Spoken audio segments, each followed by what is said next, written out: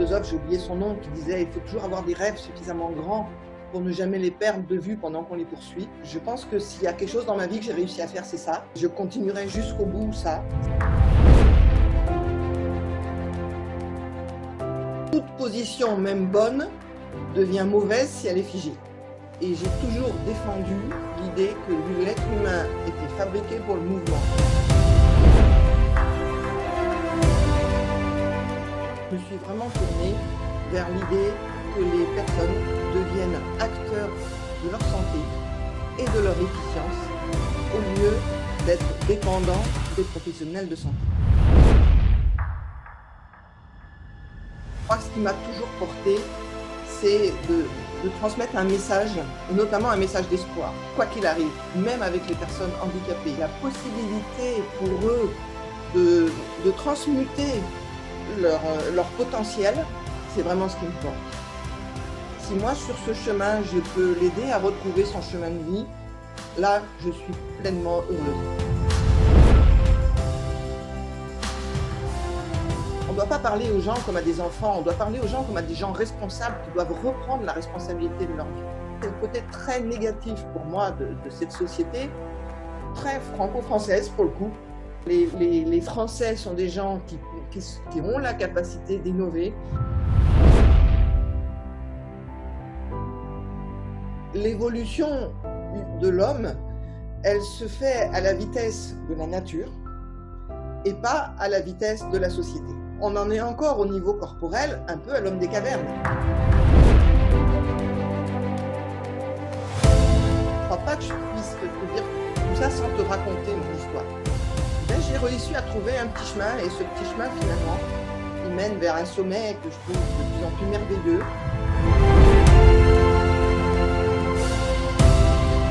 Et ça, c'est aussi ce qu'on apprend aux gens, c'est à finalement être acteur de leur santé et de la santé de leur dos.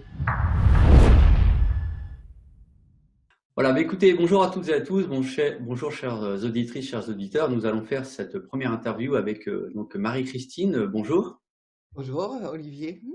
Écoute, avant de rentrer dans le vif du sujet, je te propose qu'on redonne un petit peu la thématique générale de cette série d'interviews. Donc, c'est vraiment des interviews de personnes qui ont vraiment repensé un écosystème, une idée, un concept, une méthode, un produit, un process industriel, pourquoi pas, ou tout simplement une manière de voir un métier.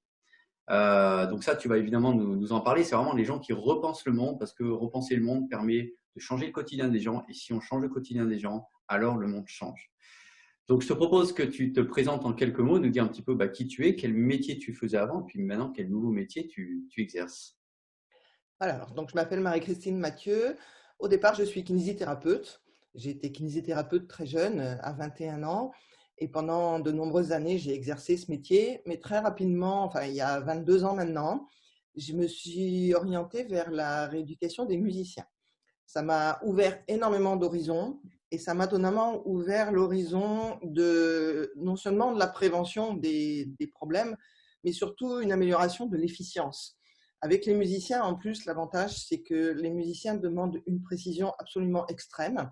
Et donc, j'ai pu aller jusqu'au bout quasiment de tout ce que je pouvais découvrir dans la précision du geste et surtout pas de la posture, mais vraiment la précision du geste. J'ai fait beaucoup de découvertes.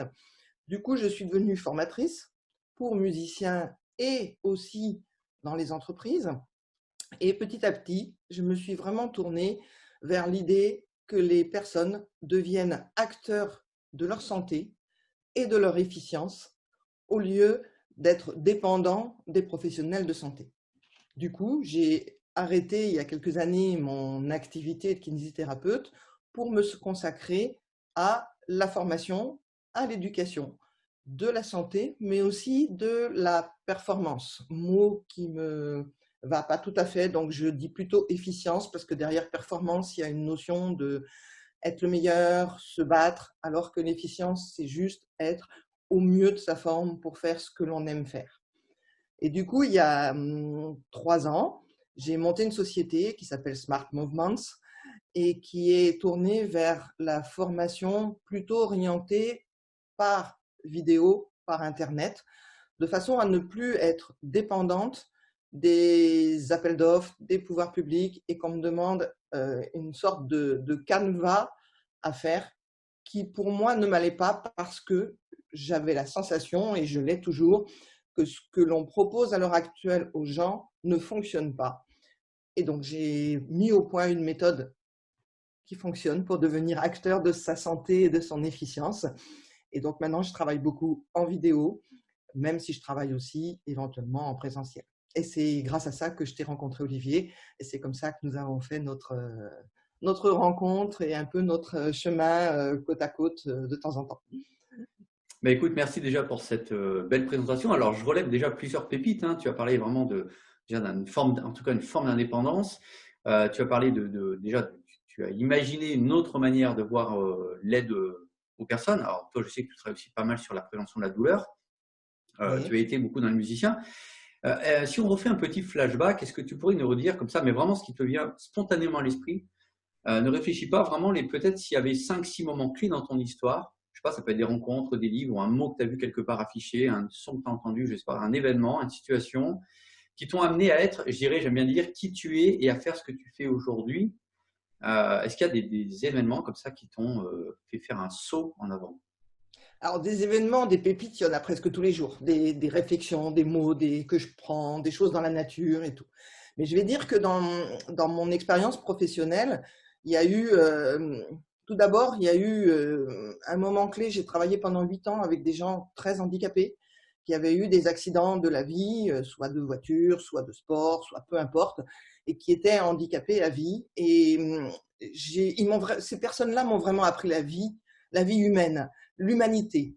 Et ça a été vraiment un moment clé dans ma vie. Et après, j'ai quitté ce milieu-là parce que j'avais envie d'avancer sur autre chose. Mais vraiment, je remercie cette période de ma vie. Et puis derrière, juste à peu près à ce moment-là, j'ai fait une formation à la méthode Mézières en tant que kinésithérapeute. Méthode Mézières qui est connue ou peu connue, qui est plus connue par les patients en général. C'est une méthode qui est globale. Et cette façon de voir la kinésithérapie a complètement transformé ma vision de la rééducation et de l'éducation. Et puis pendant cette formation, il y a une des formatrices qui nous a parlé du problème qu'elle rencontrait avec les musiciens en disant, voilà, la méthode Mézières marche bien avec les musiciens, mais je sens qu'il y a un manque de travail gestuel à l'instrument. Et là, ça a fait un déclic. Je sais à la fois pourquoi, mais pas toujours tout pourquoi.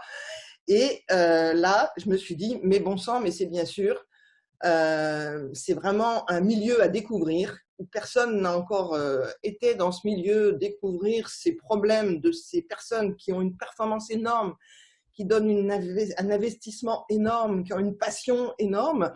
Et j'ai envie de faire ça. Et donc, j'ai plongé là-dedans, j'ai étudié, voilà, et je me suis lancée.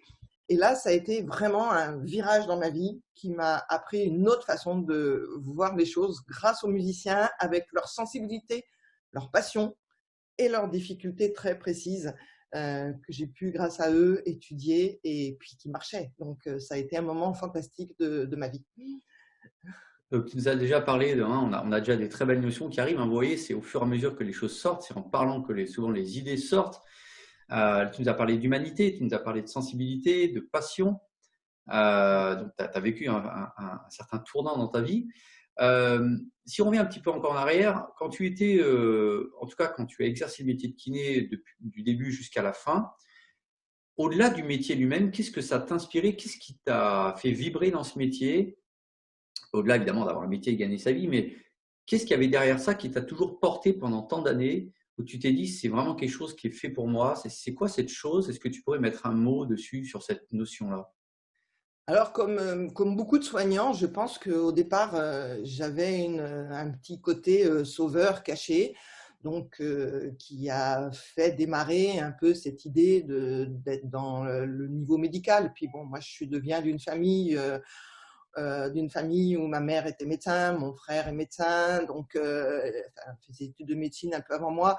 Donc voilà, il y a eu cette notion-là. En même temps, je savais que je voulais pas être médecin parce que je voulais aider les gens à vraiment être les aider dans la vie et pas les sauver complètement. Mais il y avait quand même cette notion. Puis petit à petit, je crois que ce qui m'a toujours porté, c'est de transmettre un message, et notamment un message d'espoir, quoi qu'il arrive, même avec les personnes handicapées qui étaient en fauteuil roulant à vie, il y avait toujours un message d'espoir. C'est-à-dire, je voyais ces personnes qui, suivant leur tempérament, il y en avait qui avaient la sensation que leur vie s'était arrêtée, l'arrêtaient complètement, déprimaient. Et puis, il y avait ceux qui m'ont appris la vie quelque part, c'est-à-dire qui quasiment moi, en tant que kiné, me portaient avec leur optimisme. Ça, c'était fou.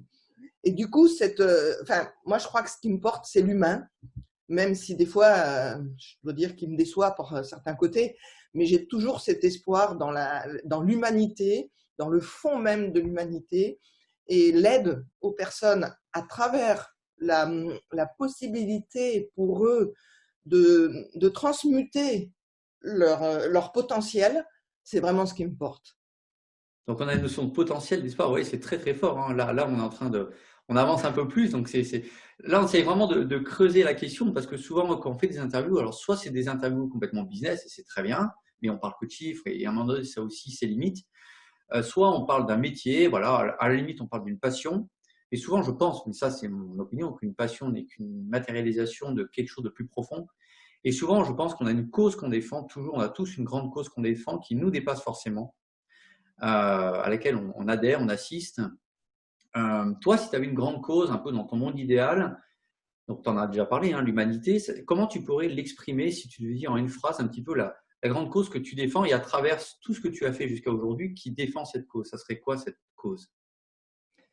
Que chacun puisse retrouver, la possibilité, pardon, que chacun ait la possibilité de retrouver son réel chemin de vie et que les aléas de la vie ne l'empêchent pas de le faire.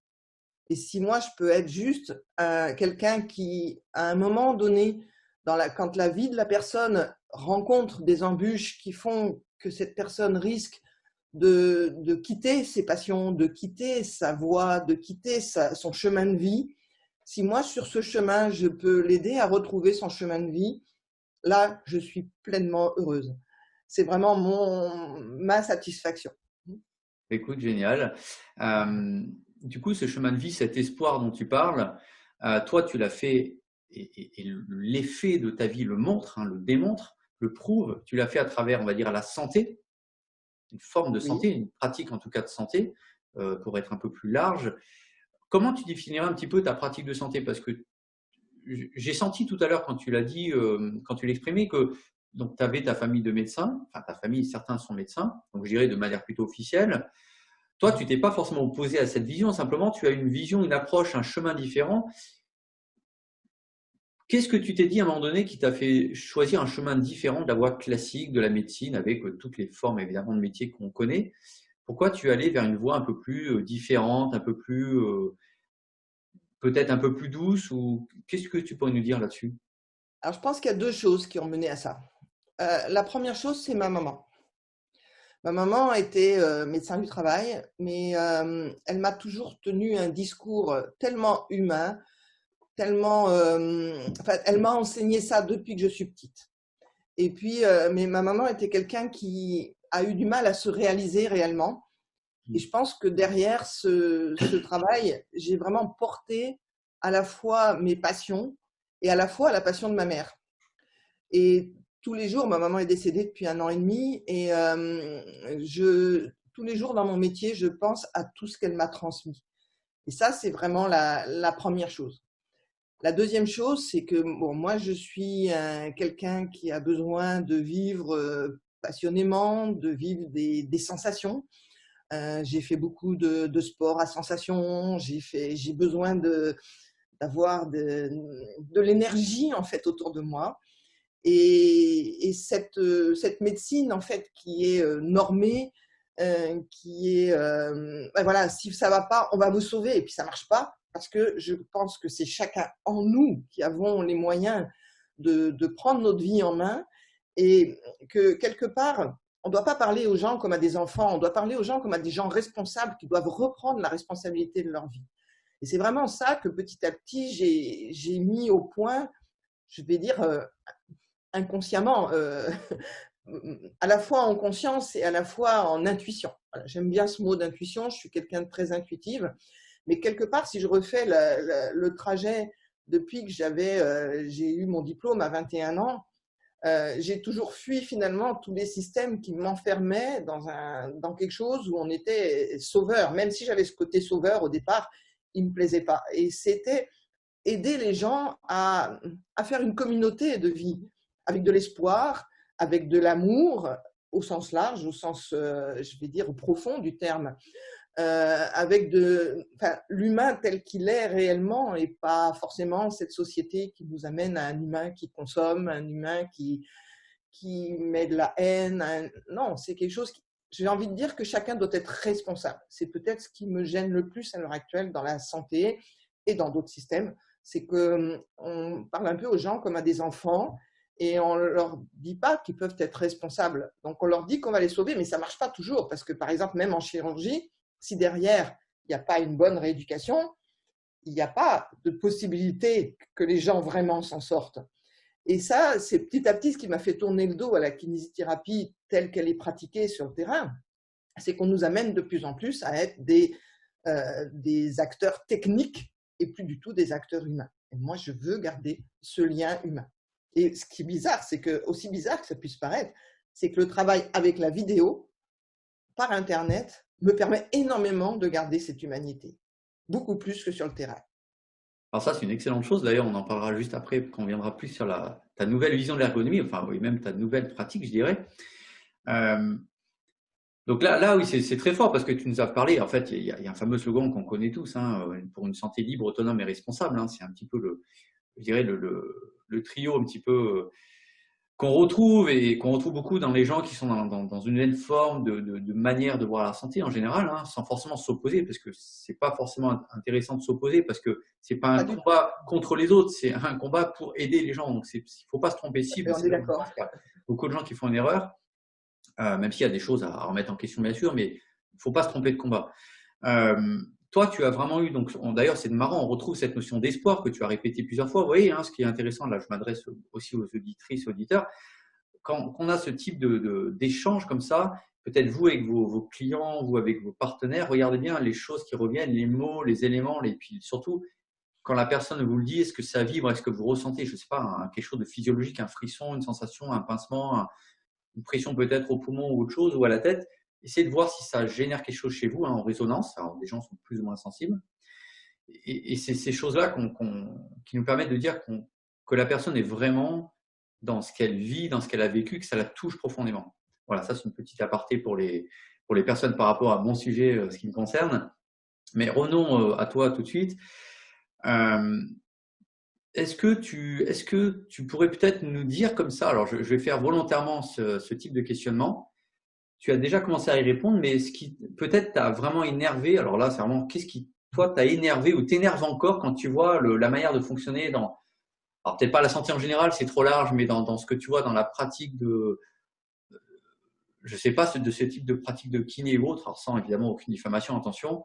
Qu'est-ce qui t'énerve au point d'avoir complètement repensé un système et complètement avoir dit ok, je fais un changement radical et je vais partir dans une autre voie. Qu'est-ce qui a été générateur de ça selon toi? Alors, une chose qui est sûre, c'est que pour moi, le côté le plus négatif dans la santé, c'est le côté de la rentabilité dans la santé. Pour moi, la santé ne peut jamais être rentable. Et à partir du moment où on a mis de la rentabilité, on a mis aussi un espèce de couvercle. C'est-à-dire qu'à partir du moment où on est professionnel de santé, on ne doit pas gagner d'argent. On doit rendre service, mais à la manière dont on nous le décrit. Et en plus, on nous impose des systèmes qui sont un modèle de système, et ce modèle ne marche pas. Il ne fonctionne pas, mais on le continue parce qu'on veut faire une norme. Et on voudrait que tous les gens fonctionnent pareil et que tous les problèmes soient les mêmes et soient résolus par les mêmes choses. Alors du coup, on a mis des normes, on a mis des choses, et en fait, on s'aperçoit au bout de plusieurs années que ça ne marche pas. Et depuis le début, moi, je sais que ça ne va pas marcher. Donc ça, c'est quelque chose de très agaçant pour moi. C'est-à-dire que j'ai une perception des choses assez fine, naturelle, intuitive. J'ai cette chance, j'ai un cerveau qui a la chance de voir tout ça.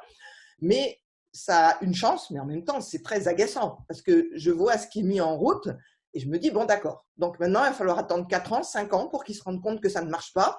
Et pendant ce temps-là, moi, je vais essayer de de prêcher une autre parole. Et prêcher une parole, c'est abominable. Parce que, comme j'ai envie de dire, je vais souvent à l'envers du système, j'ai du mal à être écouté. C'est assez logique. Mais bon, j'ai toujours continué, j'ai envie de dire, droit dans mes bottes, même si ça m'a valu beaucoup de souffrance parfois. Hein. C'est-à-dire que là, aujourd'hui, je vous parle vraiment avec beaucoup de passion et de sincérité, parce que j'ai dépassé beaucoup de choses. J'ai vécu des moments dans ma vie très, très compliqués, parce que justement, j'ai touché le désespoir parfois de ne pas pouvoir être entendu dans quelque chose que je savais qui marchait mieux. Mais c'est souvent comme ça, on dit ça va pas marcher, on nous dit ça va marcher, et puis après au bout de quelques années on dit ah ben j'ai trouvé un truc qui marche bien, c'est ce que moi je disais il y a 5 ans quoi. Donc ils ont rien trouvé, j'avais trouvé avant, on m'a pas écouté. Donc ça c'est le côté très négatif pour moi de cette société très franco-française pour le coup, qui ne veut pas écouter les choses nouvelles, et tous ceux qui ont des idées, on a tendance à les repousser. Quand je dis on, j'aime pas, c'est plutôt une généralisation, mais n'empêche que c'est quand même un petit peu comme ça. Et petit à petit, on est en train de normer la kinésithérapie, pour la nommer, de façon très difficile pour les kinésithérapeutes qui ne gagnent pas leur vie, qui travaillent énormément et qui n'apportent pas cette passion. Parce que moi, j'ai beaucoup suivi des étudiants en kinésithérapie, et on les emmène en ce moment dans quelque chose qui n'est pas le but de leur carrière. Ils n'ont pas fait ça pour ça, quoi. Et ils essayent de continuer malgré tout dans un système normé. Je crois que c'est ce qui m'agace le plus. Parce que nous, personne n'est pareil. Donc, même, aucune douleur n'a la même logique. Aucune douleur n'a la même origine. Même si on peut dire, oui, il y a telle chose, plutôt tout ça. Mais c'est dans le profondeur de chaque être humain que chaque douleur, chaque maladie a une histoire. Et c'est ça qu'il faut recréer. Oui, c'est intéressant parce que quand vous écoutez depuis le début, vous faites la synthèse, tout part d'une histoire personnelle, évidemment, avec s'il y a toujours, ou en tout cas souvent en lien avec la famille, en tout cas l'éducation de la famille, que ce soit des parents ou autres, une histoire, un vécu, une confrontation avec un système en place, donc la société telle qu'on la vit à l'époque où on la vit, évidemment, avec son regard aussi, l'interprétation qu'on en fait. Et vous avez des personnes, donc comme Marie-Christine que nous avons aujourd'hui, qui à un moment donné se sont dit, mais en fait, on est dans un conditionnement, donc c'est vraiment une forme de conditionnement, hein, quand on parle d'une matrice, un conditionnement. J'aime bien Voilà. son mot, ton mot. C'est vraiment ça. D'ailleurs, on dit bien dans les arts martiaux, avant de réapprendre, il faut d'abord désapprendre. C'est une notion que j'aime bien parce que elle est très concrète, elle est très applicable et elle est vérifiable en tout cas. On sait que c'est une réalité. Il n'y a pas que ce chemin, mais c'en est un. Et donc, toi, tu t'es dit à un moment donné, voilà, j'en ai assez de ces normes, trop de contraintes, on ne peut pas exprimer. Et là, je vais t'emmener sur un autre terrain pour avancer un peu plus loin. Si je dirais le terrain, est-ce que si je te parle de la notion d'exprimer sa créativité, d'exprimer un peu sa vision des choses, et du coup, oser exprimer sa vision, est-ce que ça, c'est des notions qui te parlent?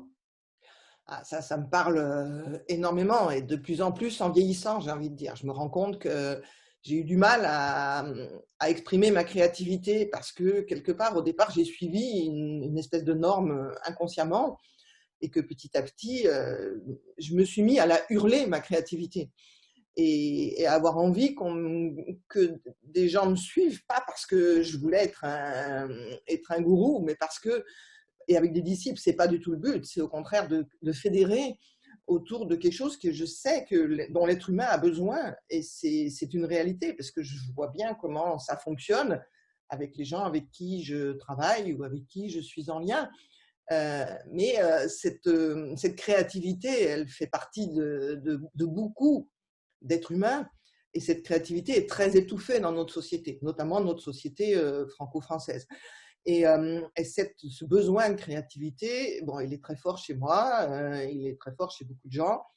Et par exemple, je vais donner cet exemple, mais là, je l'ai exprimé par d'autres choses, mais la vidéo me permet d'exprimer ma créativité par rapport à… parce que, en fait, dans ma vie, comme j'ai été kiné, puis je suis devenue formatrice, et quand je suis devenue formatrice, quelque part, j'ai fait une marche qui a fait que ma vie a changé. J'ai créé autre chose. J'ai créé mes formations, j'ai créé mes programmes.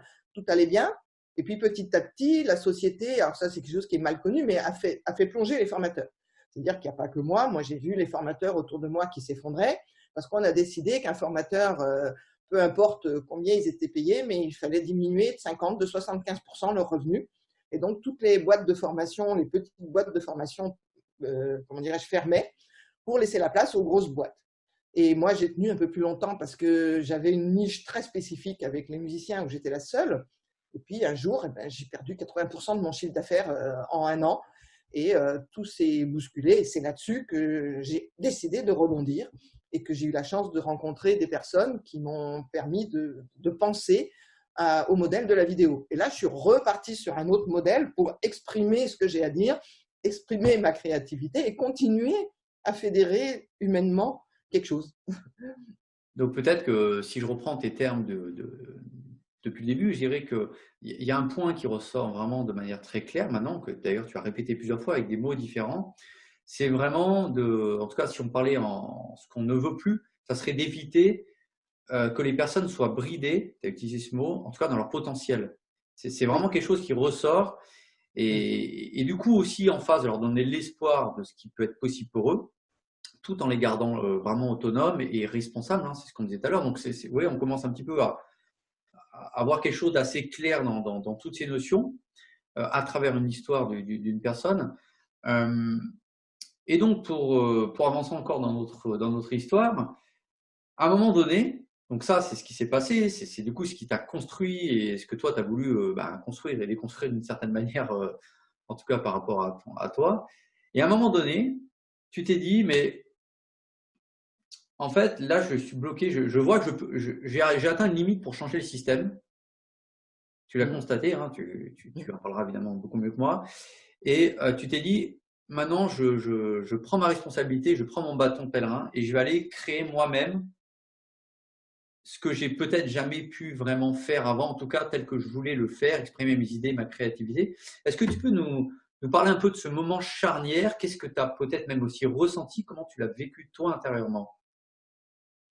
Alors, c'est compliqué pour moi d'en parler parce que ça se met dans tout un tas de choses dont je voudrais pas forcément, que je voudrais pas forcément mettre en avant mais en fait, quand je me suis sentie bloquée, c'était il y a 6 ans et je me suis sentie bloquée dans ma vie professionnelle et personnelle et j'ai fait un burn-out. Suite à ce burn-out, j'ai fait une découverte pour moi qui a changé beaucoup de choses. J'ai découvert que j'étais au potentiel. J'avais 56 ans, j'en avais jamais eu l'idée. Et quand les gens me disent, ça te sert à quoi de savoir que tu es au potentiel? Je réponds, ça me sert à savoir que je ne suis pas sous-doué. Parce que quand on est au potentiel, en fait, c'est pas du tout ce qu'on croit et c'est pas du tout une gloire parce que la vie est très compliquée puisqu'on est très décalé par rapport à la façon de penser de la moyenne des gens puisqu'on est hors de la moyenne.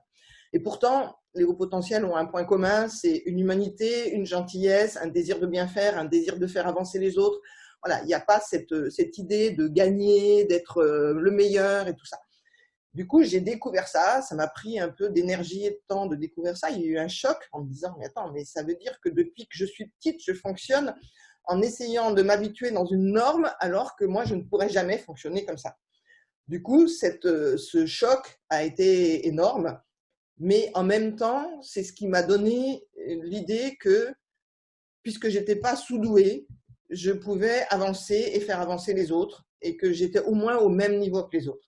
Alors, je sais que ce que je vais dire paraît bizarre, puisque en fait, derrière haut potentiel, il y a une notion de haut coefficient intellectuel, ce qui m'importe peu. Oui, c'est vrai, j'ai une capacité à penser surtout plus vite, surtout plus globalement et surtout avec plus de sensibilité. Et c'est ça qui est là et qui a fait que ça a transformé ma vie et ça a transformé mon optimisme, parce que j'ai toujours été optimiste. Ça, c'est une chance. Mais en même temps, à un moment, ça s'est effondré. C'est là que j'ai fait mon burn-out. J'ai même appris, il n'y a pas longtemps, il y a un an, que les hauts potentiels avaient une forme de burn-out très spéciale. C'est-à-dire que quand quelqu'un fait un burn-out, il baisse le rideau, il s'arrête. Et quand un haut potentiel fait un burn-out, ben, en fait, quelque part, j'avais même perdu de la capacité cognitive. Donc, c'est quelque chose quand même, j'avais ce que je disais, j'avais le cerveau qui collait. Sauf que les gens ne me croyaient pas, parce que moi, je continuais comme si rien n'était, d'apparence, de l'extérieur. Sauf que moi, à l'intérieur, j'étais ravagée. J'étais très mal, je n'arrivais plus à réfléchir, j'avais l'impression d'avoir perdu mes moyens, d'avoir perdu tout ce qui était affectif autour de moi. Donc là, je me suis reconstruit et il y a 3 ans, quand j'ai monté ma société, j'étais dans cette reconstruction seule, avec bon, mon associé avec Sophie, qui a été une grande aide pour moi, et on a créé cette société. Et ça a été une façon de rebondir et de me dire, voilà, maintenant, je trouve un autre modèle. Et ce moment où je me suis stoppée dans ma vie parce que je ne voyais plus d'issue, eh bien, j'ai réussi à trouver un petit chemin. Et ce petit chemin, finalement, il mène vers un sommet que je trouve de plus en plus merveilleux. Et du coup, je remercie mon burn-out. Voilà, en gros, mon histoire. Et je ne crois pas que je puisse te dire tout ça sans te raconter mon histoire. Parce que c'est ce que je dis. Quand on me voit aujourd'hui, on peut se dire, waouh, c'est super pour elle. Non, il n'y a rien de super. Simplement, tout ce trajet, il est dans une histoire, il est dans des belles choses, dans des souffrances, et c'est vraiment transmuter la souffrance en quelque chose de positif, de constructif, de créatif, puisqu'on le disait tout à l'heure. Oui, ça c'est un challenge. Et j'ai tellement vu de gens dans ma vie qui sont au bout fond du trou. Et j'ai encore vu l'autre jour un musicien à qui on a dit pour vous, c'est foutu. Un médecin lui a dit pour vous, c'est foutu. Mais comment peut-on dire ça, quoi? C'est pas possible de dire ça à quelqu'un. En plus, moi, j'ai commencé à regarder ce qu'il avait. Il y a rien de foutu. Il suffit juste de prendre les choses correctement dans le bon sens. Donc lui, il a retrouvé l'espoir en quelques heures. Alors ça n'a pas de prix pour moi, parce que c'est avec l'espoir qu'on peut arriver à construire quelque chose. S'il n'y a pas d'espoir, il n'y a plus de vie possible. Mais pour moi, il faut toujours que je retrouve l'espoir pour essayer de le repasser aux autres. Ça, c'est ma vie. Ça, c'est un message vraiment magnifique. Vraiment un grand merci. Je pense que ça va toucher beaucoup de personnes qui probablement vivent, parce que si personne regarde ton interview maintenant, c'est peut-être que ça les touche. En tout cas, le sujet les a intéressés, voire même touchés intérieurement, parce que c'est peut-être, elles vivent une partie de ça, à leur manière en tout cas. Et alors, donc il y a vraiment cette notion d'espoir qu'on retrouve encore une fois. Et si j'ai bien compris, tu lui as dit qu'à un moment donné, quand tu as eu ce burn-out, en fait, ça t'a remis un espoir, le fait de pouvoir repartir sur autre chose. Enfin, ou alors l'espoir t'a remis sur autre chose, je ne sais pas dans quel ordre, mais… Oui, c'est un peu ça. Bon, après, c'est le principe même des hauts potentiels de toujours faire des choses différentes. Donc, voilà, moi, finalement, j'ai la vie d'un haut potentiel sans l'avoir su pendant 56 ans. J'ai eu ça. La seule chose, c'est que ça m'a donné une explication. Mais en même temps, je pense que c'est des gens qui peuvent vraiment montrer un chemin, être une lumière sur un chemin et pas du tout, au contraire, un jugement sur un chemin des autres. Et c'est pas que j'aime être une lumière pour être meilleure que les autres, c'est que c'est mon fondement de guider parfois des personnes, même s'il y a des personnes qui m'ont guidée. Et ça a été une des merveilleuses choses que j'ai découvertes avec les musiciens, c'est ces belles choses qui m'ont aussi transmises. J'ai appris énormément avec les musiciens. Mais je vais rebondir sur un truc que tu disais tout à l'heure. Quand on dit que les gens sont souvent bloqués, je vais donner l'exemple dans les orchestres. Souvent, un musicien, quand il commence, comme c'est difficile pour lui de faire une carrière et de vraiment gagner sa vie, pour beaucoup de jeunes, l'orchestre, c'est l'arrivée. Parce que s'ils rentrent dans un orchestre, ça veut dire que les concours sont extrêmement durs, ça veut dire donc qu'ils ont été bons, ça veut dire qu'ils sont arrivés au fait de leur gloire.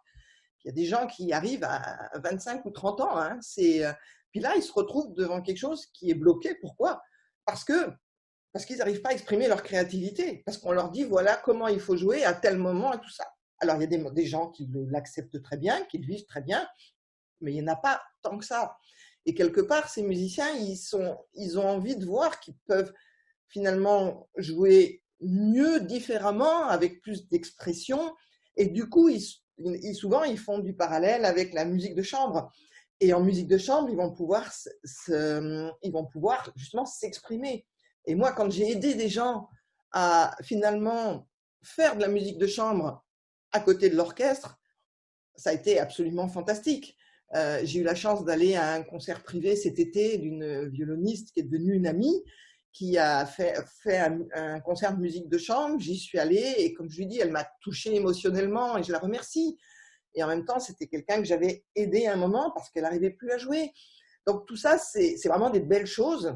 Et même si dans une société de la rentabilité, c'est pas de l'argent qu'on cherche là-dessus. Et même si des fois l'argent c'est douloureux et difficile, c'est aussi peut-être le fondement même de ce que l'on est qui compte. Et voilà, c'est une autre façon de regarder la vie. Elle n'est pas facile parce que sans argent, on n'arrive pas à vivre, mais l'argent ne rend pas forcément heureux. L'histoire de l'argent a été peut-être la chose la plus compliquée parce que quand tu deviens infopreneur, toi tu es bien placé pour le savoir, beaucoup de formations en infoprenariat te disent tu vas gagner des millions, tu vas gagner des milliers d'euros en quelques semaines, en quelques mois. Et ça, c'est pas la réalité du terrain. Ça arrive pour un ou deux, mais c'est pas la réalité du terrain. Et ça, c'est important de le dire. Mais en même temps, bah, tu as ta personnalité, ta créativité, donc ça vaut le coup de tenter le chemin, toujours en le bornant, hein, en étant tranquille sur le fait qu'on a quand même des moyens de subsistance, même si c'est des petits. Parce que c'est un chemin difficile dans une société qui est normative aussi encore à ce moment-là. Mais j'ai envie de dire, tentez l'aventure, mais pas pour l'argent. Ou alors, si vous le tentez pour l'argent, choisissez bien votre business, soyez businessman, et là, peut-être que vous y arriverez, c'est possible. Moi, dans la santé, c'est pas le bon créneau, mais c'est pas grave. Bon, en tout cas, tu aides des gens, mais même je pense que ce qui est important, c'est que les gens trouvent quelque chose qui les dépasse, parce que sinon, ça veut dire qu'on a un petit peu l'aboutissement de nous-mêmes, de ce qu'on va faire. Un petit peu, on se prend pour, comme certains diraient qu'ils se prennent pour Dieu, mais sinon, en fait, c'est à un moment donné, nous sommes que des êtres humains, de humbles êtres humains, et faisons ce qui est en notre possible pour aider les autres, pour s'aider nous-mêmes. Mais à un moment donné, il faut aussi servir, je dirais, quelque chose qui est plus collectif, plus commun. Ça ne veut pas dire se fondre dans la collectivité, c'est pas du tout le propos, mais comment je peux aider la société dans laquelle je vis, en tout cas le monde dans lequel je vis, à changer, à évoluer, à se transformer surtout. Mais faisons-le déjà parce qu'on fait au quotidien. Voilà, se transmuter, j'aime bien ce terme. Dire vraiment faire une mutation de société à plusieurs.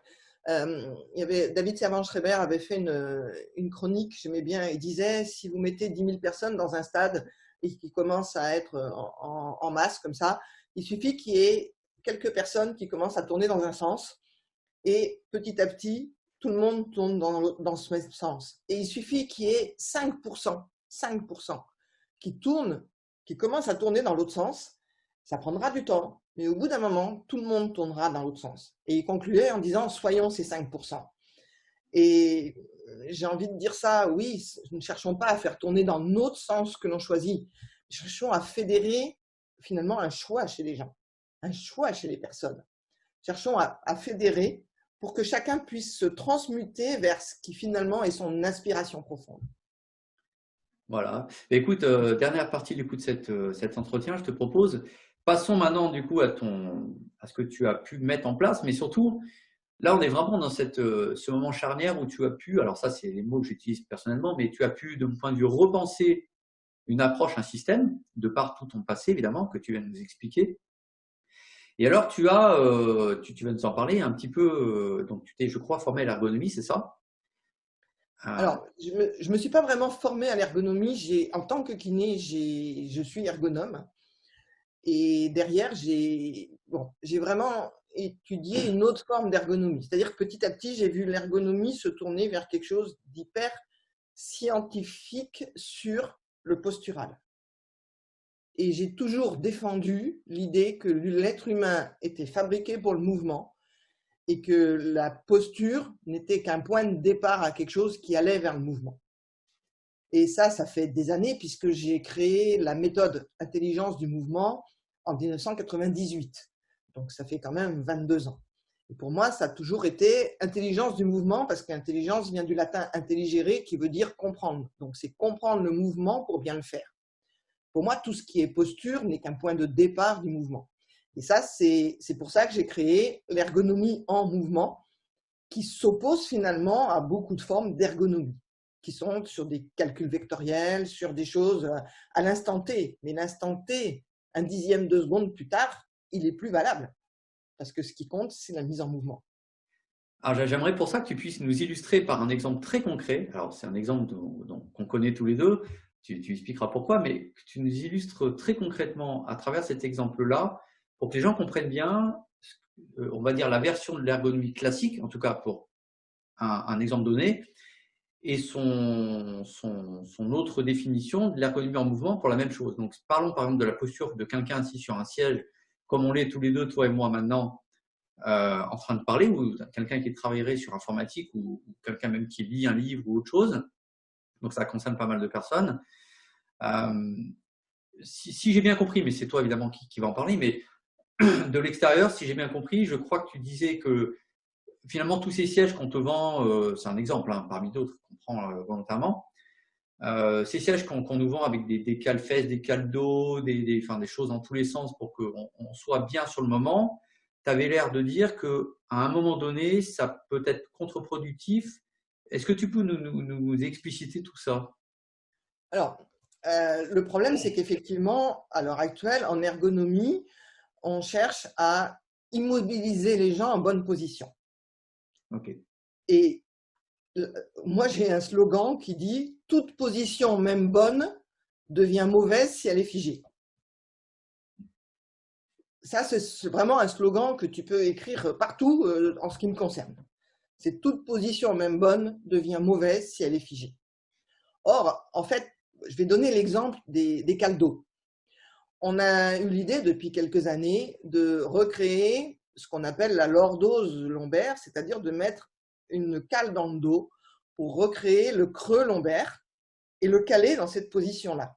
Donc c'est quoi? C'est un petit coussin, c'est ça? C'est un petit. C'est un coussin ou une forme, c'est-à-dire quand tu vois maintenant dans les voitures, tous les sièges sont faits avec une bosse au niveau lombaire, enfin au niveau des vertèbres du bas. Dans les avions, ils sont mis à faire ça. Tous les sièges officiels, maintenant les sièges de bureau, sont tous avec cette forme imposée dans les trains, Alors d'abord, ça pose un premier problème. C'est que, et d'une, ça paraît évident, personne n'a la même taille, la même forme. Donc, à partir du moment où dans un train, dans un avion, dans un endroit public, on va mettre une forme, ça veut dire que ça va tomber pile sur une personne sur 10. Première chose, aberrante. Mais si avec ça, on pourrait se dire, on peut s'adapter. Mais rien que le concept est finalement stupide. Je suis désolé pour ceux qui l'ont inventé. C'est-à-dire que si on regarde la forme de la colonne vertébrale qui est en S vue de profil, avec des creux et des bosses, pourquoi elle est faite? Elle est faite en creux et en bosses pour permettre le mouvement. Et si, par exemple, quand on est en creux lombaire, ça veut dire qu'on peut aller creuser un peu plus ou au contraire rendre un peu plus bossu. Mais donc, c'est garder du mouvement. Or, notre société nous a immobilisés. Et quand on immobilise, eh ben, on immobilise encore plus en calant. Alors, pourquoi ça marche? Ça marche parce que les personnes, quand ils ne connaissent pas, c'est une question d'éducation, hein, ce n'est pas une question d'intelligence, c'est une question d'éducation. Comme ils ne sont pas éduqués à la santé, ben, ils sentent que là, c'est confortable. Donc, le cerveau, tout de suite, dès que c'est confortable, il pense repos. Donc, lui, ben, repos, ça me va bien. Et puis, derrière, ben, on leur dit qu'on respecte la physiologie. Donc, ils ne cherchent pas plus loin. Et comme tout le monde fait ça, ça, c'est la troisième chose, eh bien, eux, ils font comme tout le monde. Et derrière, de toute façon, on n'arrive plus à trouver, enfin, c'est très difficile de trouver d'autres formes de sièges. Or, la colonne vertébrale est faite comme ça pour faciliter le mouvement. Et sur notre chaîne YouTube, on a fait une vidéo qu'on appelle la vague, VAG, exprès, hein, c'est un slogan, bien sûr, la vague, notion de mouvement, et c'est la vascularisation activée par les gestes. Donc là, Sophie, en tant qu'ostéopathe, a beaucoup appris ça. C'est par le mouvement que nos disques vertébraux, intervertébraux et nos vertèbres, nos os, se nourrissent. Et dès qu'on les immobilise, à ce moment-là, il y a plus de nourriture qui arrive et les éboueurs ne passent plus pour ramasser les poubelles. Et du coup, oui, on est bien calé, mais derrière, dès qu'on bouge, on n'est plus prêt à bouger et c'est prêt à se spasmer. Et en plus, nos vertèbres et nos disques s'appauvrissent et risquent encore plus une hernie discale. C'est pour ça qu'il y a beaucoup de gens qui travaillent assis à un bureau qui sont, en fait, qui font des hernies discales. Et alors, dans les formations, On a dit, ah, ben, on ne sait pas ce qu'ils portent, mais ils doivent porter puisqu'ils font une hernie discale, c'est donc on va leur faire des cours de manutention. Donc après, nous, on a inventé un siège spécial pour l'ergonomie en mouvement. Donc c'est un rocking chair de travail, c'est-à-dire un rocking chair qui est équilibré pour bouger quand on est en position assis à un bureau. Tu le connais bien puisque Je suis toi, assis tu dessus, l'as voilà. Et utilisé. je peux dire, c'est un siège Moi, je ne suis pas magnifique. assise dessus là pour une raison, parce que je me suis mis dans une pièce pour être isolée. Donc, voilà, mais je travaille dessus d'habitude toute la journée. Et ça change ma vie. C'est-à-dire que dès que je suis plus dessus, j'ai mon dos. Moi, j'ai marqué mon histoire de mal de dos parce que de 18 à 35 ans, j'ai eu jusqu'à 2 lumbagos par an. Et depuis l'âge de 35 à 36 ans, j'ai plus mal au dos. Donc, c'est possible. Mais je sais pourquoi. J'ai pas été guéri. Je me suis servi de mon dos différemment. Et tous les jours qui passent, je me sers de mon dos différemment et je le soigne dans le sens, je m'en occupe, dans le sens, je prends soin de lui. Je ne le soigne pas parce qu'il est malade, je l'entretiens. Et ça, c'est aussi ce qu'on n'apprend plus aux gens, c'est à finalement être acteur de leur santé et de la santé de leur dos. Et ça, ce siège, pour nous, c'est vraiment une révolution. Et le truc, c'est que comme ce n'est pas la norme, c'est plus difficile de faire passer ce message. Mais petit à petit, on espère que ça viendra. Après, nous ne sommes pas des grands marketeurs avec plein de publicités partout. Et puis, il y a des choses qui bloquent dans la société. Par exemple, on nous a dit dans les grandes sociétés, on ne pourra jamais le vendre parce qu'on ne sera pas référencé. Donc, c'est un truc un peu assez aberrant. Donc, mais pour parler de ce siège, je vais faire une comparaison. Il y a de plus en plus de gens qui s'assiedent sur des ballons, sur des gros ballons. Et ces gros ballons vont donner la notion du mouvement, ce qui est une bonne chose. Pourquoi nous ne sommes pas pour ces ballons? Parce que ces ballons ne devraient pas être utilisés plus d'un quart d'heure toutes les 2 heures environ. Pourquoi? Parce que le gros ballon, il va avoir un mouvement qui va être dans tous les sens. Donc, il donne une instabilité. Du coup, le cerveau doit être en éveil pour garder une stabilité. Donc, quand on se concentre, on va oublier de garder la stabilité, on va essayer de se caler dans la moins mauvaise position. Ça, c'est la première chose. Le deuxième défaut du ballon, c'est de ne pas avoir de dossier.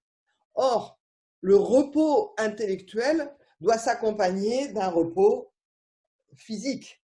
Tu vois, depuis qu'on a commencé l'interview, comme je parlais, je n'étais pas dans le dossier.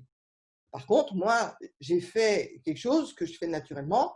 Au moment où tu me parlais, je m'appuie sur le bureau et je me cale d'une autre façon. Mais dès que je parle, je suis en mouvement.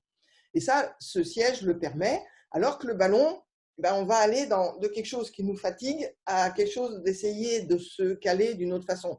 Donc, se remettre en dynamique pendant quelques temps sur un ballon, de temps en temps, un quart d'heure toutes les 2 heures peut être bon, mais rester à travailler tout le temps sur un ballon est épuisant pour le corps et donc pour le cerveau. Et c'est pour ça que nous, on préfère ce type de siège, ce rocking chair de travail. Il y en a qui l'ont rêvé, nous, on l'a fait. Voilà, d'ailleurs, moi, je peux en témoigner. Je suis un peu coincé puisque j'ai changé l'arrière-plan derrière, donc je suis un petit peu coincé entre mon clavier et voilà, c'est un peu particulier. Mais moi, je peux vous dire, ça fait quoi, peut-être à peu près 2 ans que je l'ai acheté, voire un peu plus. Ouais, à peu près 2 ans. Voilà, tu es venu chez moi pour me le présenter. Je l'ai d'abord essayé avant de l'acheter, évidemment, parce que moi, j'aime Je peux bien. me permettre, je me rappellerai toujours notre première rencontre par Internet où tu étais calé dans ton siège et tu m'as dit, voilà, j'ai mal au dos, est-ce que tu peux faire quelque chose pour moi? Et je t'ai dit, oui, déjà, changer ta façon d'être assis au bureau. Et à cette époque-là, je ne sais même pas si notre siège était déjà Non, je crois qu'il fabriqué. n'existait pas. Moi, j'avais un siège, Ah, enfin, soi-disant ergonomie qu'on achète, voilà, vous savez, ces fameux sièges j'ai encore des ergonomiques. photos de toi sur ce Et j'avais siège. même, du coup, je vous parlais, voilà, j'avais même un caldo derrière, j'avais même le cale-fesse, parce que du Ouais. coup, à force d'être mal assis, bon, certes, je suis pas très épais, mais je veux dire, du coup, j'avais des mini-compressions sous les fesses, donc c'était pas très agréable quand moi, je travaille toute la journée sur informatique, donc au bout d'un moment, même au bout d'une heure, j'avais déjà mal aux fesses. Et j'ai jamais mal au dos, en fait, en général. J'ai jamais eu mal au dos. C'est pas du tout quelque chose que je connais, mais à chaque fois que j'étais assis ou que je me relevais, le pire, c'est quand je me relevais, j'avais des douleurs lombaires, enfin, des douleurs en tout cas en bas du dos. Je sais pas si on peut dire lombaire, mais je suis Ouais, pas oui, oui, spécialiste. oui. Voilà. Des douleurs lombaires vraiment dans la partie basse du dos. j'avais bien le sentiment que c'était pas normal, même si je n'avais pas la capacité de l'expliquer, puisque c'est pas mon métier évidemment. Et c'est là où du coup, tu es intervenu, tu m'as dit, bah, c'est normal que tu ressentes ça pour telle raison. Et ensuite, évidemment, tu as créé ce siège. Et bon, d'ailleurs, on fera une vidéo sur ce siège vraiment spécifique quand Ouais. tu viendras sur Grenoble. Et là, C'est un mode, sur YouTube, il est présenté et on voit comment tu étais avant et on voit comment tu étais après. Donc, alors c'est ça, mais là, on fera vraiment encore une autre vidéo, voilà, encore plus récente. Et vous verrez vraiment, c'est vraiment extraordinaire. Et c'est d'une simplicité, mais ça marche. Et ouais, en plus, c'est assez sympa. C'est un très beau fauteuil en bois, fabriqué en France. C'est très important. En tout cas, pour moi, les choses vraiment, les Français ont vraiment des compétences, des savoir-faire. Il faut vraiment les garder chez nous. Et on a tout ce qu'il faut pour faire les choses bien. Donc voilà, ça, c'est un petit aparté. Et dernier élément, du coup, alors je vous ai parlé de cette histoire enfin, j'ai lancé ce sujet d'ergonomie et donc on avait vu l'ergonomie en mouvement. Et ça sera un petit peu pour conclure, c'est-à-dire que tu as eu un peu, alors dans le monde des startups, on dit le mot disruptif, mais voilà, ça veut un peu dire, c'est pas forcément très concret pour les gens. En fait, tu as complètement, de mon point de vue, repensé en fait une manière de voir l'ergonomie, comme tu as déjà à l'époque repensé sur plus longtemps la manière de revoir un petit peu on va dire la kinésithérapie, en tout cas la méthode, l'approche, la technique, même si tu te fondes sur la base évidemment. Qu'est-ce oui, ce qui qui est toi t'a amené à important. un moment donné à repenser un système vraiment de fond en comble, te dire en fait, je vais complètement repenser de A à Z, je prends une feuille blanche dans ma tête et je repense complètement une méthode, un système. Qu'est-ce qui t'a amené à ça à un moment donné? En fait, je pense pas que l'image de la feuille blanche soit une bonne idée parce que ça se fait toujours progressivement. En fait, moi, j'ai la chance d'être quelqu'un qui est. En fait, j'ai un côté hyper scientifique. Donc, ma base, et c'est ce que je voulais dire tout à l'heure, c'est important, c'est que ma grande base, c'est l'anatomie, la physiologie. Et je crois que la différence, c'est que moi, je suis partie de pourquoi la nature nous a fait comme ça et comment nous nous en sommes éloignés. Parce que l'évolution de l'homme, elle se fait à la vitesse de la nature et pas à la vitesse de la société. Ce qui fait qu'on en est encore au niveau corporel un peu à l'homme des cavernes. Et là, on nous demande de faire des choses pour lesquelles nous ne sommes pas fabriqués. Alors, je ne dis pas qu'il ne faut pas faire ces choses, je dis qu'il faut adapter notre corps à notre société actuelle et quelque part s'adapter aussi dans la société, mais pas en trouvant les normes, en gardant finalement nos moyens de retrouver un système qui nous motive pour être plus proche de ce pourquoi nous sommes fabriqués. Je vais te donner un exemple. Dans la formation pour les musiciens que j'ai fait en vidéo, j'ai fait une vidéo avec le rôle de chaque doigt dans la main. Le pouce, l'index, le majeur, l'annulaire, l'auriculaire. Ils ont tous un rôle très différent. Et quand on commence à s'en servir avec un rôle qui n'est pas le leur, il n'y a pas de problème si on le fait ponctuellement. Mais si on commence à dire que le quatrième doigt, l'annulaire, on va s'en servir comme d'un pouce, ça va commencer à poser des problèmes. Et surtout si on s'en sert tout le temps. Tout le corps est comme ça. L'épaule, elle est faite pour emmener la main et ce n'est pas la main qui est faite pour emmener la main. Donc la main, elle doit aller prendre et l'épaule, elle a toujours été fabriquée pour aller chercher le fruit. Et ça, on ne va rien changer à ça. Donc le dos a été fait pour marcher et quelque part, si on ne marche plus, il faut recréer la logique qui est de ce pourquoi on est fait. Et si on est beaucoup assis, ce pourquoi on n'était pas fait, il faut recréer quelque part artificiellement le mouvement de la marche. Et du coup, c'est ça, c'est partir de ce pourquoi nous sommes faits, de l'anatomie, de la physiologie, et la revoir. Alors ça a été le gros travail de ma vie, c'est toujours la revoir en mouvement. C'est toujours, moi j'ai appris l'anatomie comme tout le monde, voilà, des muscles sur quelque part un homme mort, sur un cadavre, comme la plupart en médecine. Mais quelque part, il faut la revoir dans un contexte du mouvement. Or, la science a beaucoup de difficultés à regarder l'anatomie en mouvement, parce que faire des analyses en mouvement, c'est beaucoup plus difficile que faire des analyses statiques. Et du coup, moi, j'ai eu la chance de travailler pendant 2 ans dans un laboratoire d'analyse du mouvement pour les musiciens à Dijon, et on a travaillé sur la performance musicale dans le changement de geste. Donc, on avait nos captures de mouvement et nos captures de son. Ça a été pour moi juste la preuve que j'étais dans la bonne direction. Donc j'ai toujours cherché comme ça des preuves, mais sans me dire que comment dirais-je, la non-preuve de l'existence n'est pas la preuve de la non-existence. C'est-à-dire que ce n'est pas parce qu'on ne prouve pas que quelque chose existe qu'il n'existe pas. Oui, comme dans plein de domaines d'ailleurs. Dans plein de domaines. Donc le diktat de la science devient quelque chose qui est tellement ponctuel que ça devient un diktat. Et la science est utile. D'ailleurs, un vrai scientifique, c'est quelqu'un qui a le don de l'observation. Ça, c'est pas de moi, c'est de Copernic.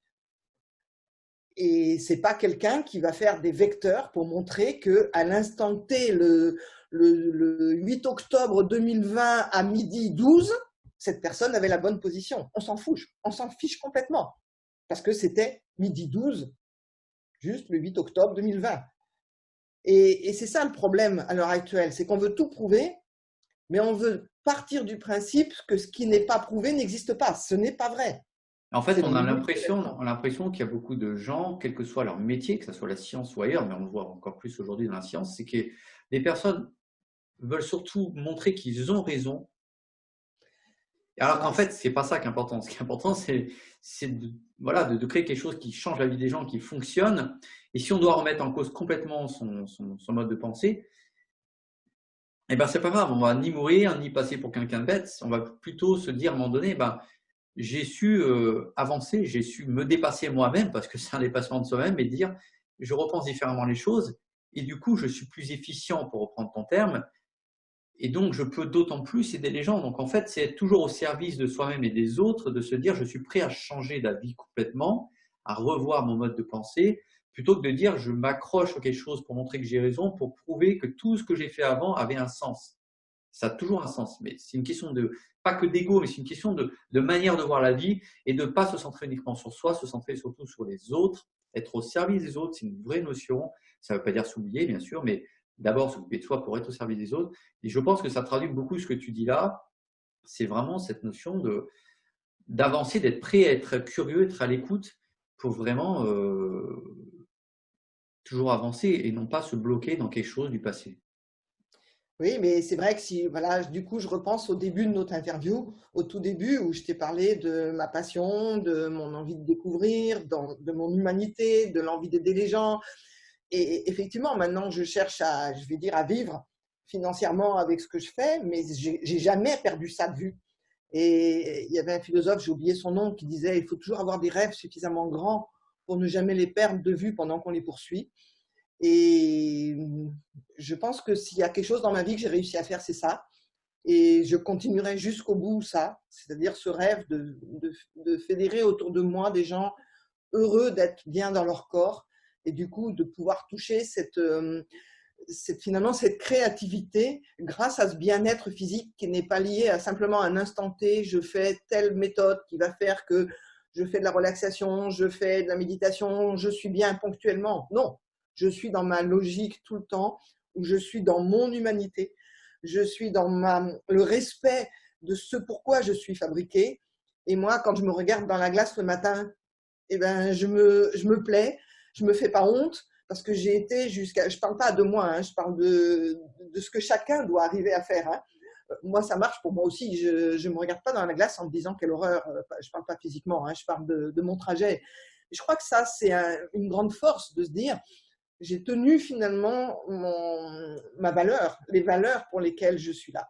Et je crois que cette notion de valeur, alors cette notion de valeur est très forte chez les hauts potentiels, mais pas seulement. Et peut-être que dans notre humanité actuelle, cette notion de valeur est tellement bafouée que peut-être que c'est la chose la plus importante à retrouver pour chacun. C'est quelles sont mes vraies valeurs et qu'est-ce que j'ai envie de faire pour l'humanité dans le monde. Et il y a beaucoup de gens, il n'y a pas que le haut potentiel, loin de là. Quand je vois tous ces jeunes qui se lancent dans l'humanitaire, c'est tellement beau. Et en plus, mais après derrière, ils sont déçus, ils sont cassés parce qu'on les met dans un système. Il y a tellement d'énergie chez les jeunes générations, il y a tellement d'envie, il y a tellement de force. Et nous sommes dans un pays qui a tendance un petit peu à vouloir tellement canaliser la force que finalement, parfois on s'étouffe un peu dans notre pays. soyons un pays qui innove, on en a la capacité.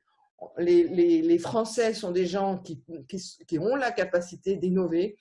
Et franchement, il faut juste que tout le monde regarde l'innovation, pas comme quelque chose de dangereux, mais comme quelque chose d'humain.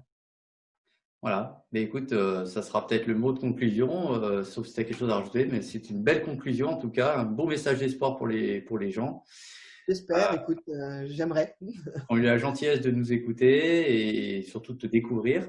Alors évidemment, je mettrai, juste avant de se dire au revoir, tu peux nous rappeler, je mettrai dans le texte sous la vidéo évidemment les éléments qui permettent de te retrouver. Hein. Je mettrai ta page Facebook, ton site internet, dont le siège en fait partie. La page YouTube aussi, parce qu'on a beaucoup de choses sur YouTube. La page YouTube, voilà, donc je mettrai les 3 choses. Mais est-ce que tu peux nous redire à l'oral tes différents sites et ce qu'on trouve sur chacun des éléments synthétiquement? Alors, on a refait tout notre site il n'y a pas longtemps, donc maintenant il est vraiment à jour. Donc sur notre site, en fait, normalement, on peut trouver à peu près tout ce qu'on fait, avoir un aperçu, on peut nous contacter. Et bon, moi, je suis quelqu'un qui répond au téléphone quand c'est pour quelque chose d'humain et pas quand c'est pour du démarchage, qui explique ma démarche. Donc, il n'y a pas de problème pour me contacter. Quand il y a des demandes par mail, j'ai un peu plus de mal des fois à les traiter parce que j'ai beaucoup de sollicitations, mais je le fais aussi. Mais soyez clairs dans vos demandes et moi, je réponds. J'aime beaucoup ce contact avec les gens. Donc, voilà, j'ai envie de dire, à travers notre site, vous pouvez voir tout ce qu'on fait.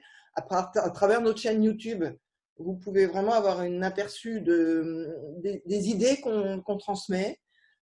C'est peut-être la vidéo qui nous permet le plus de le faire.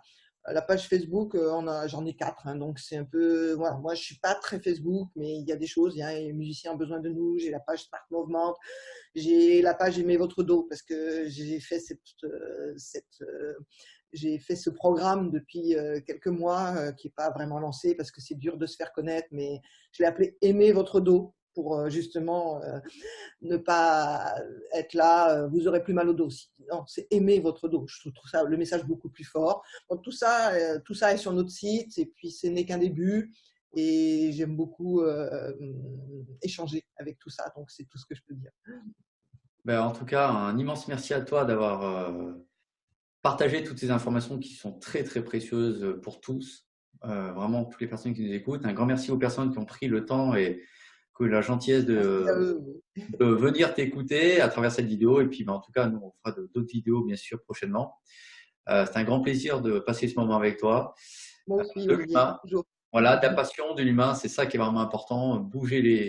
Faire changer les lignes, créer nous-mêmes les lignes. Et puis, ben, écoutez, on se retrouve. C'est l'histoire de notre rencontre, Olivier, hein, cette passion. C'est l'histoire de notre rencontre et comme tu l'as si bien dit, oser aller au-delà des normes, oser vraiment, s'il faut changer des choses, oser le faire parce que c'est vraiment ça où vous allez être épanoui. Et la preuve, regarde, tu es rayonnante, tu es souriante, tu as vraiment trouvé ta deuxième grande étape, je dirais, de ta vie sur le plan professionnel. Et voilà, donc tu y es, c'est possible. Donc vraiment, c'est un beau message d'espoir, encore une fois, et un grand merci pour tout ça. Un grand merci, Olivier. À bientôt. À bientôt. Bye bye. Bye.